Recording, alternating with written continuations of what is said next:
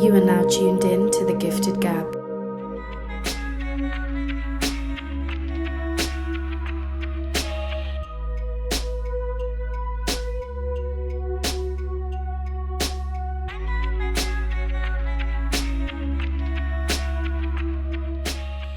We're here. Oh yeah. 1K Convos from Virtuosos. I don't know what episode this is of 1K Convos, but it don't matter. I'm here with my guy 9'6", Forest Lawn to Forest Hill. Come on, man. What's going on, Brody? It's here, man. Appreciate you. Yes, Appreciate sir. you. It's been a long time coming, man. I'm happy that we're actually here in the city. We get to do this, like you said, from Virtuosos in Toronto to 1K out here, man. It's it's been a long time coming.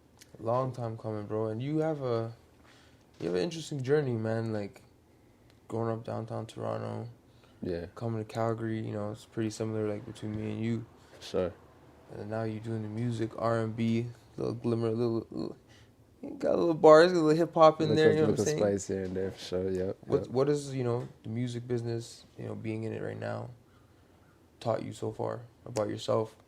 I'd say the biggest lesson that I've learned making music right now is just, this is more personal for me, but it's just like staying true to yourself and not trying to portray like you're something that you're not. If as long as you like communicate with your fans and your listeners like, "Yeah, this is who I am and I'm not ashamed of it, you guys are going to accept me for who I really am."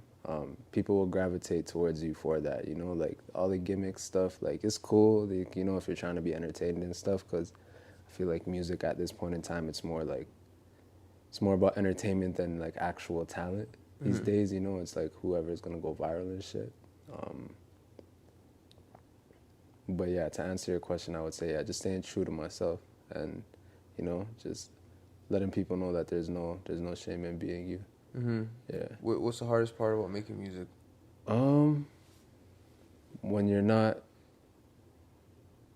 experiencing enough or living life like the way you wanted to, like drawing from experiences. Because when I make music, I like to draw from like real life experiences, stuff that's going on in my personal life and stuff. So if I don't have a lot going on, it's kind of hard to make those things out of thin air, especially for like the R&B stuff.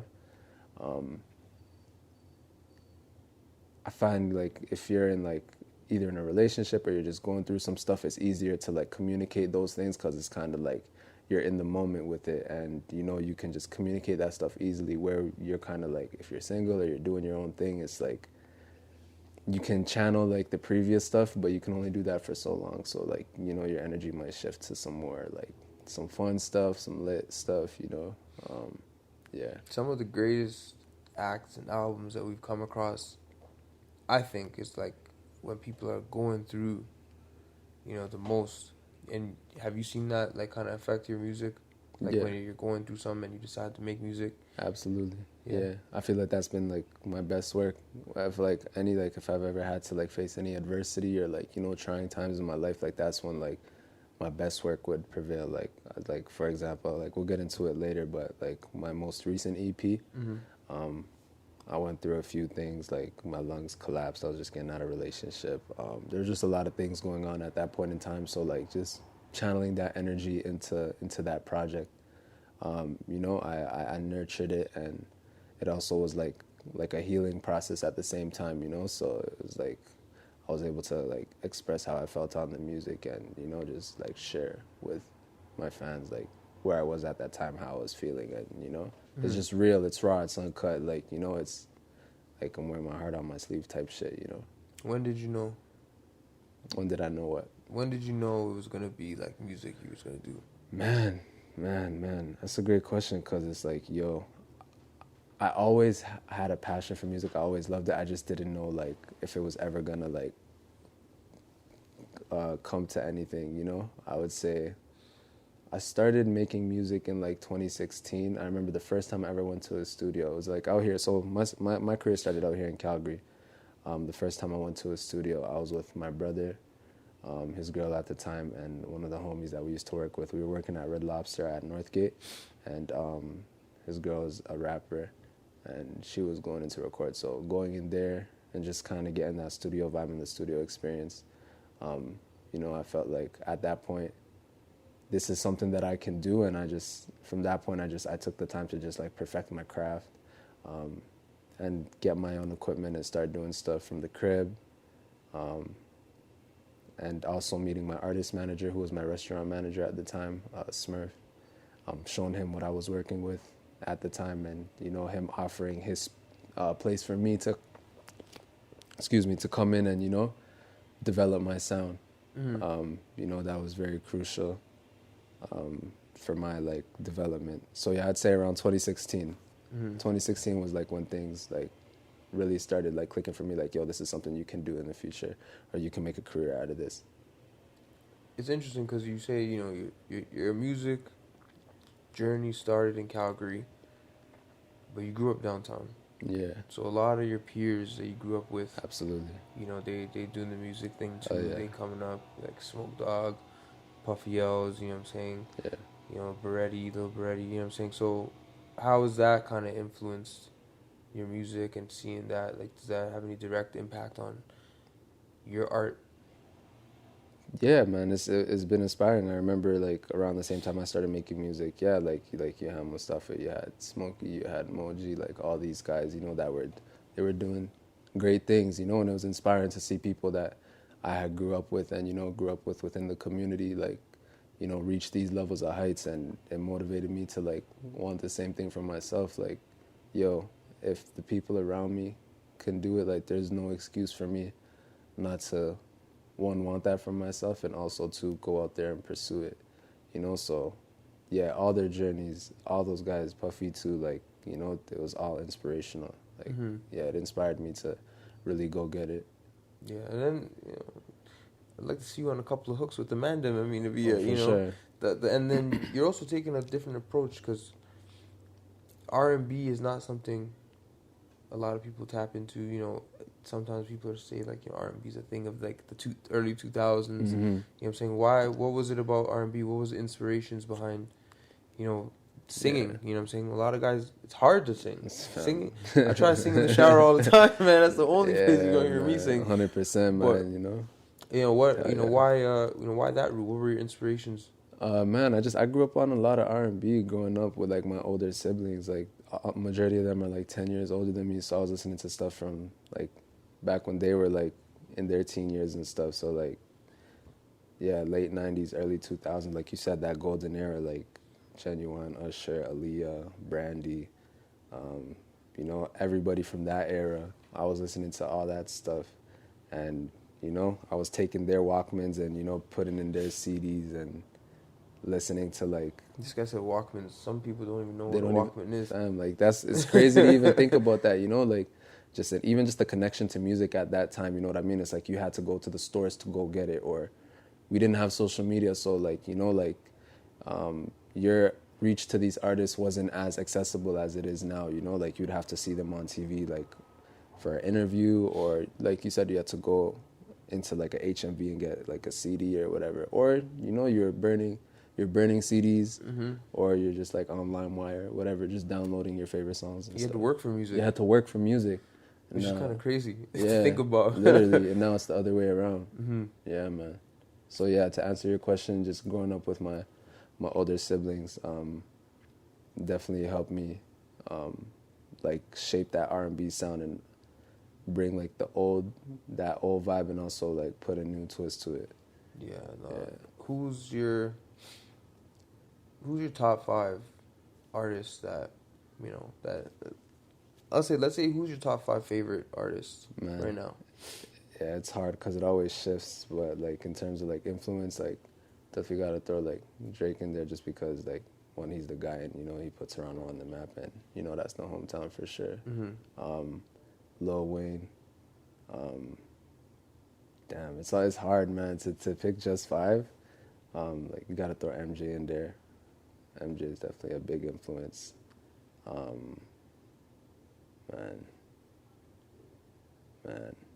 I'll give you honorable mentions. So you could put one honorable mention. Yeah. Definitely when I was first starting out, I was very into like the P&D Bryson type vibe. Like, that was kind of like the lane. When I first started, like I was really into their music, just like, get high, smoke and chill vibe, just like real, like, you know, just real cool, like late night after hours music. The Weekend, yeah, I can't believe like how could we forget the bro, man. Yeah, The Weekend, PND, Bryson, like those were the guys that kind of like influenced me when I first started. Usher too, yeah. You know, being Canadian, is it challenging to make like to cut it in the music business? Like, is it challenging trying to cut through? Because you know, with American artists, you know, and we see this a lot actually. We see Toronto artists end up going to LA, Yeah. going to these American cities to work because obviously touring in America is different than touring in Canada, right? Like you've done a 1-2 shows here, but you see there's a flurry of artists going to states. Yeah. You know what I'm saying? Whether by opportunity, whether by chosen migration, whatever. Mhm. What's the challenge behind making music in Canada? I think just the main thing that everybody really points to is just, I guess, the infrastructure of just, I guess, like the music industry and the business. It's definitely gotten better over the years. You know, it's been a lot more diversified.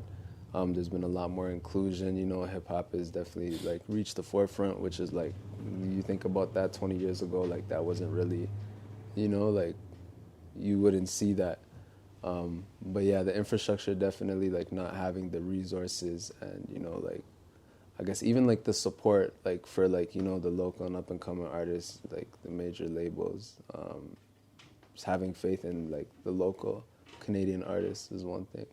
And then also because America, like the US, they had their own shit going on, so people, they weren't really watching what was going on in Canada, you know, so that kind of like had people like turn their back on the artists over here. So yeah, I'm not sure if that answers your question, but Yeah, it does. I mean, it's music is a tough business to cut it in, period. You know what I'm saying? So right now with like content and the way things are moving, we got to figure out some new ways and be innovative with our approach, right? Yeah. So what are some of those things that you're doing? I see that you've really changed your approach, especially on social media. You know, at first when you were starting out. Yeah, you know. You know, at first when you were starting Hell out, yeah.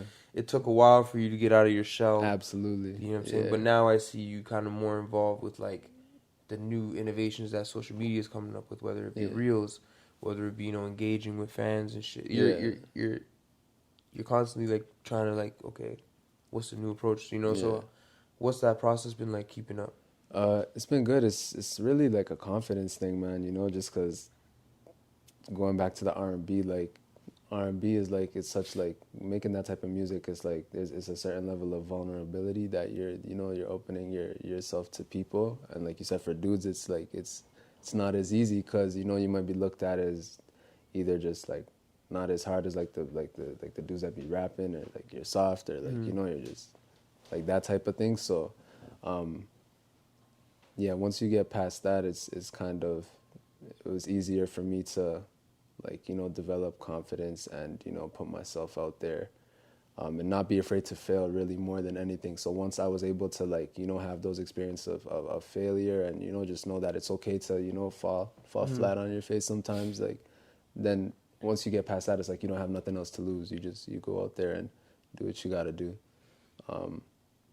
But yeah, in terms of putting myself out there, yeah, it's just been confidence, routine, just repetition, really, just, you know, just trying to just keep finding ways to engage with like my audience and my fans. And in this game, like you gotta stay up to the times, like you know, with like there's TikTok now, there's reels, there's so many ways for artists to connect with their fans and get their stuff out there. Like people, and like there's a lot of artists who have had their songs blow up on TikTok just because, you know, they have like a viral hook or viral 10 seconds, and you know, and nowadays it's like people's attention spans are so short, so like for that time that you have to captivate people, you gotta take advantage of it. You touched on something there. You said that right before you were talking about failure, you said that there's, you know, the perception of like being as hard as this guy or like this or soft or whatever. Do you think there is a toxic masculinity problem in music and in rap or R&B? Definitely, you know, there's definitely the element of like, you know, the misogyny and like stuff like that. Like those are the things that kind of like, you know, make the hip hop culture like what it is, you know, like definitely like if you're the guy that's, you know, like dissing shorties or like, you know, just stunting on girls or whatever, like, you know, just acting on some cool shit, you know, like that's gonna get you a lot more love and respect, you know, and make you seem more like a cooler person, or, you know, like more of like a star, I guess, in a sense, you know. But with me, man, I just try to keep it real, like, you know, like how I am with my music and like my artist persona. Like I try to keep it on brand with like just who I am as a person outside of music too, man. Like me as an artist and me as a person, like it's one and the same, you know. That's like the easiest way. I think that's the easiest way to go through anything. Is like, yo, it's easy, just be yourself. It's like, why would you like waste your energy trying to do something else, you know? Especially, I think in the music biz, how you said like the personas and stuff like that.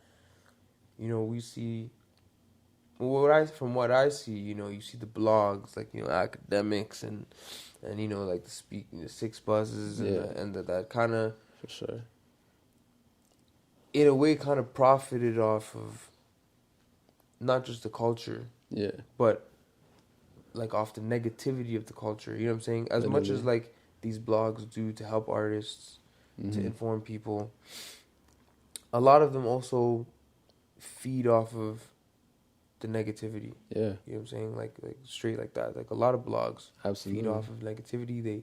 They fuel rivalries that are way beyond music. You know, as an artist, you know, how do you navigate that and like look at that and identify it, and not how do you avoid that? Yeah, well, definitely. I think the first thing to avoiding it is acknowledging for what it is. Like that's the culture, that's the game. Like it's built on the plight and the struggle of our people. You know what I mean? So, for me, I think more than anything is just keeping it strictly music, and then also R&B is a way to do that, because, you know, it's just the energy around R&B. It's like it's nothing malicious. It's all good-hearted. It's good-spirited. You know, where, you know, as for a lot of these guys making music that are on these blogs, you know, they're inviting that energy. You know, so it's like you do that in hopes of getting attention, and then you get the attention, but also there's also the aspect of the real life aspect outside of the music. Is like now you're gaining enemies outside of music, and it gets a lot deeper. You know, if it's one thing, like if you're in it, it's one thing if you're in it, but shit, I'm just drawing a blank, bro. It's okay, no, because I asked that because, you know, being from Toronto, we see it a lot. We see it glorified. You know, we see a lot of artists, not just artists. We see a lot of just like, you know, sometimes I take my time and I read the comments on the blogs, and I want to see what the general consensus is about some of these things that are happening through like this music and the art of, like, you know what I'm saying. And sometimes I'm quite disturbed by what I see and what people's perception of this shit. Because a lot of people look at it and think it's a game. It's like, oh, I'm smoking on this pack and and like, you know, they make a mockery of it, when it's like some of these rivalries have been popping for, you know, years. Yeah, before like before our time, definitely. These are things that have been happening. You know, the music, it just kind of like amplifies it, you know. So it's a shame, man, you know. Like I get it, for some people, like you're in it, you live it, like, you know, you went through some stuff, like tough stuff as a kid growing up. You've seen a lot of like real shit, especially for a lot of these like kids growing up in these communities. Like you've been exposed to a lot of real crazy shit from a young age. So it's like, yeah, it's just messed up, man. And that's another thing. It's like, I don't remember who I was talking to about this. We've seen a lot of shit that we're not supposed to see. Absolutely. By the time that we're like 20, you know, 21, you know, we're happy to make it to 21. But like, there's some shit that we've seen that's like, you know, we're walking around with a lot of trauma, a lot of unresolved trauma. Absolutely. And a little bit of a piece of me kind of gets disturbed by the glorification of it through the blogs, through the art. I understand art Yeah. I know when I can see when someone's expressing, you know, the pain and making albums and staying off the streets, and you know what I'm saying. Like, that's one thing. Yeah. And then the other side of it is like, hear these blogs that You're inciting it. you're inciting it. Yeah, it's definitely being incited. And then we ask, oh well, look at the violence, da da da da, and the root of the problem is one thing. But when there's people on the outside, like lighting, like throwing gasoline on the gaslighting, right? Throwing gasoline on the fire.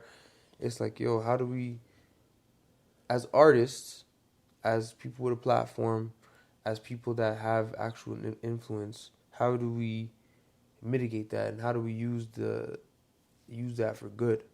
Yeah. You know what I'm saying? Like, these are some of the questions I'll be asking sometimes. You know, how do we, one, create our own platforms? Two, how do we inform, influence, and educate through these platforms? Do you think that there is a responsibility on artists to do that? I do. I think so. I definitely do think so. Definitely, there's an level of accountability there for artists to, like, you know, let people know. And then again, that also comes down to the type of music you make as an artist and who you are and what you stand for, you know? But yeah, for the ones that aren't really about that stuff, or like that don't want to be about that stuff, it's like, don't sell that dream of like, yo, being a street dude or living this certain lifestyle is what's gonna get you far, is what's gonna get you accepted more than anything. Because a lot of these younger kids doing it, like, you know, not to discredit like the hard, like, traumatic lives they live, but a lot of them, they're doing it for the acceptance of their peers, you know? Like, they're not doing it because it's something they really believe, you know, is right. They're doing it because, you know, it's the cool thing to do, or, you know, they want to be accepted by the people, like, yo, like, this guy's hard body, or this guy's like a real dude, you know what I'm saying? So. But, you know, on the contrary, it's like people who do preach or come off of like educational or whatever it is. One, they don't get their flowers. Two, nobody listens to that. Like, nobody is like, yeah, I want to listen to like, people like going towards the shit that's, you know, it's you know, provoking and like, you know, definitely violent and like glorifying. You know, like we tend to, what's the word I'm looking for? Like we're attracted to that stuff. You know what I'm saying? Definitely. The shock value. Yeah, we're all guilty of it. We're all of us. Yeah, all of us are guilty of it. So it's like, how do you strike the balance? It's like, for me, personally, like, starting this podcast, like, Nipsey Hussle was always one of my favorite artists. Yeah. You know what I'm saying? And nobody was giving him his flowers while he was talking about the shit that, you know what I'm saying? While he was here on this earth. Yeah, exactly. You know what I'm saying? And it's like, there are a lot of artists that are doing what he does, educating, you know, showing people what's up. But nobody wants to give those flowers until they pass or whatever. You know what I'm saying? So like, what is, like, why is that? Why do you think that is? Oh man, I just feel like more than anything, people, they just take time for granted. They think people are going to be here forever. It's like, yo, I can get with you tomorrow. Like, I might not be able to tell you this, but I think people just think they always have time, but that's not always the case. You know, like, this life is crazy, man. Like you said, like, could be here today and gone tomorrow, and all that work that you were putting in while you were here, people weren't appreciating it for what it was because they're so busy with what they got going on, or, you know, they're just lost in the sauce. But, you know, when these tragic things happen, it's like the world stops, you know, and they acknowledge it and they grieve, and then life, it goes on. So to answer your question, it's like, I don't know. It's definitely, it's interesting, man. What's your creative process like, dog? Man, so first things first, it's like, I usually like to hear like the instrumental, and like that, like, dictate what I do with the song. I usually try to get like my hooks and stuff first. Early on in my career, like, I used to smoke a lot, like, you know, just like smoke a lot of weed, get high. I feel like that just like unlocked a certain level of creativity for me, even before I started making music. Like, and I was just like just testing the waters. Like, I would just like literally go up to Crescent Hill and like fucking roll up a spliff and just like smoke and just vibe and just, you know, just literally just create and vibe. And then, do you find that like your creative process helps with your mental health and shit? Definitely. Like I said, I used to smoke a lot to unlock that creative like aspect. But I had went through some stuff, like my lungs collapsed, so I had to get lung surgery. I had like a tube in my chest, and that was like a whole, like, you know, like a real down point. And smoking has definitely helped me develop, not help, but like I've developed anxiety from smoking and stuff like that. Like I be getting panic attacks and stuff here and there. So that's been like something I've had to learn to cope with. So yeah, mental health is definitely very important for me. You know, to acknowledge like these things, because it's real, and you know, and we're taught as definitely young black males to, like, you know, like kind of suppress these things and not like talk about them, like, you know, because the stigma around it. Stigma around it's pretty bad. So Do you think the narrative is changing around mental health and young black men? yeah, absolutely. I feel like it's taking a step in the right direction. You know, we just gotta literally keep talking about it, having these conversations amongst our peers. Like, you know, we gotta have more of these and less, like, you know, you can still shoot the shits, but, you know, we gotta like talk some real shit amongst each other, you know, stuff that helps better us as, you know, like young men. And, you know, like just figuring, because life's not easy. Like the older you get, the harder life gets. So it's like you wanna, you know, address these things and make sure that you're good, like physically and mentally, because if you're not in that state, you can't be the best version of yourself, you know. So making sure you're straight, your happiness, you know, making sure that's like, you know, at the top of your like priority list. Like those core values that, like, you know, make you at peace and, you know, make you like mentally at a good space. We just got to keep exercising those things and having those conversations. When you think of mental health and you think of, you know, artists, I find that, you know, we see some of artists' best work when they are struggling with mental issues. You think about, you know, Kanye just dropped his album. Like, you think about what he was going through with mental health issues. Like, some of his best work has came with that loss of sanity. When you think about, you know, the Pink Floyd, you think about, you know, Mac Miller, you think about Basquiat, you think about like all these artists who really were struggling with mental issues and still were finding, you know, solace in their art. You know what I'm saying? How has art been that outlet for you? Yeah, I agree. Like the greatest work is, you know, it comes from your darkest moments. It's literally, for me, it's like a vocal diary. Like, you know, it's just it's a place to like get those things off your chest. And if you don't have someone to talk to, at least you have a microphone to communicate those things, you know, and articulate them in a way that you can present it to people, you know, with like however you want to compose it, like with whatever, like beat or instrumental, or like just those things that help accompany the message you're trying to get across, you know. Because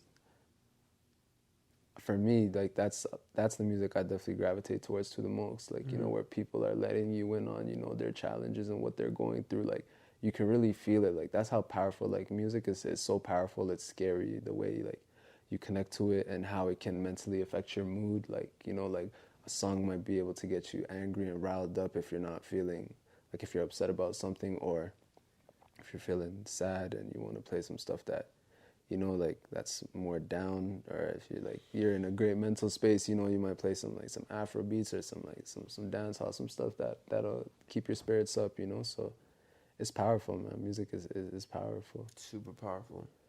Speaking of powerful music, you just dropped your single. Yes, sir. You know what I'm saying? Yeah, I just dropped my most recent single, Runs, a few weeks ago, featuring my homie 488 Ghost. I produced that joint.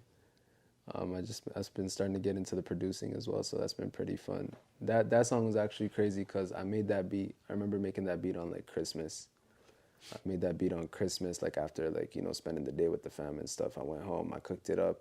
It was like 2, 3 in the morning. I sent him the beat. He's like, yo, it's hard. Like, I rock with it. Like, yo, come to this. You trying to go to the studio tonight? And at that point, I was just like, man, I was retired, you know, I was just trying to go to bed and stuff. And I'm like, yeah, no, I don't know if I'm trying to do the studio. He's like, bro, just trust me. Like, yo, just like come through, you know, let's make something happen. Yeah, we literally recorded it that same night. And I know for artists, like they can definitely relate to when I say this. It's like when you record something, like you have that feeling, you know, like you just have that feeling once you record something, like, you know, you have some good stuff where you're listening to it all the time, or like it's just a gut feeling, you know. But yeah, that was a little backstory to like the most recent single. So yeah, Runs featuring 488 Ghosts. We've been featured on Northern Bars. Shout out to Spotify Canada. That's my first editorial placement. So Congratulations, dog. Appreciate that. And that's why y'all here. Y'all here in Calgary filming the video. Yeah.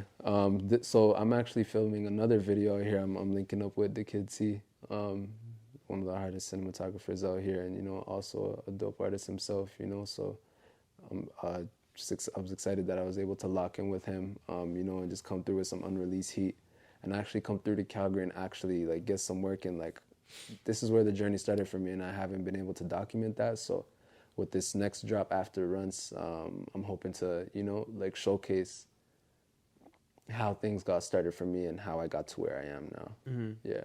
And I think documentation in the process. Absolutely. Literally, like everything from like leaving work with my manager and recording in the basement, you know, to leveling up our recording space to like a condo.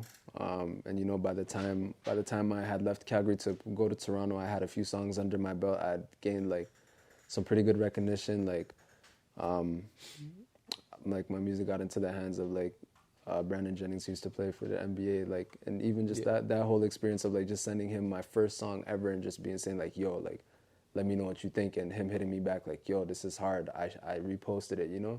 I wasn't expecting him to do that.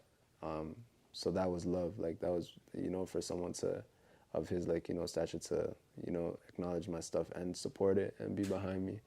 It meant a lot, you know. That kind of helped like develop the confidence early on to like, you know, keep going. Yeah, it was kind of like a booster shot. I don't know if that's the right word, but it was like, you know, I don't know if that's the word right now, you know, that fans want to be using, you know, but it's kind of just like a turbo, like, you know, just kind of like help things, like kick things into gear a lot faster, you know, so. You guys said a booster shot. A booster shot. That was the worst. That was the worst thing. That's the worst thing I could have said, bro. I can't believe. Yeah. Damn COVID, bro. Yeah, COVID, man. How has COVID affected your process? Has it helped? Has it taken away from it? Initially, it took away from it, just being in the crib, and like I said earlier on, like not having stuff to talk about because you're cooped up in the crib and you're not able to experience stuff, you know. So yeah, it definitely took a hit early on. So I was just doing things to take my mind off the music and kind of take a step back.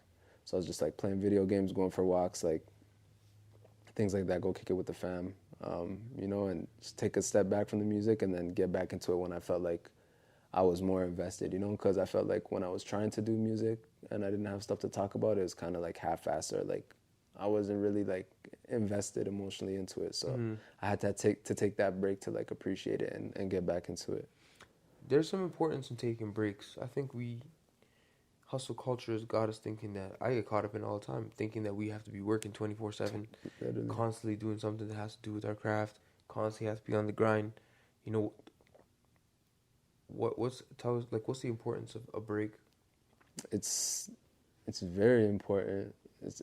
It's what can save you from like, you know, continuing on with your like whatever you're pursuing or giving up, you know, like if you don't take those breaks, you might drive yourself into the ground and be like, yo, maybe the same for me. Like, I've expended so much energy and it's not going anywhere. Like, you know, maybe I should just stop doing what I'm doing. But when you take these breaks, it's like you get to focus on other things in life, other things that make you happy.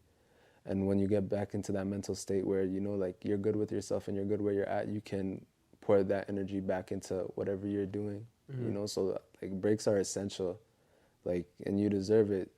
Like, why not? Like, especially if you're one to work hard and, like, you know, put a lot of time into your craft, like, you deserve that time to, like, recalibrate and, you know, just recharge. Like, we need that as humans. Like, it's important. is very important. Yeah, I feel that. I 100% feel that. I think breaks are really important, and we overlook how powerful they can be. What's next for you, bro? Man, so yeah, just out here shooting this video with the Kid T. This next single is called Big Show. So basically, yeah, it's just documenting, like how the journey started. The Runts music video is gonna be coming soon. And then yeah, just trying to keep it consistent, stay in front of people, like I'm not going anywhere. I'm gonna be around for a bit, just dropping singles every now and then just to keep it consistent. Yeah, so that's what's going on right now. That's what's up, bro, man.